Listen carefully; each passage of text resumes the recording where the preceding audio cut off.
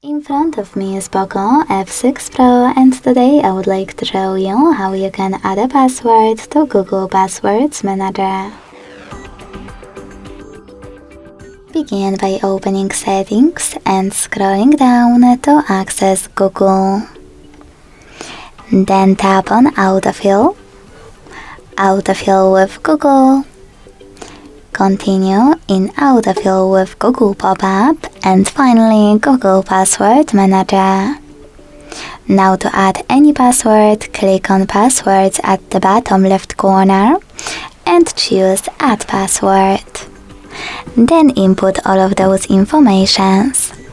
At the top, select any website or click on Select App and tap on the chosen one.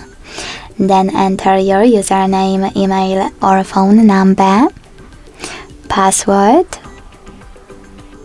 and even take some helpful notes. When you finished, hit Save at the top right corner.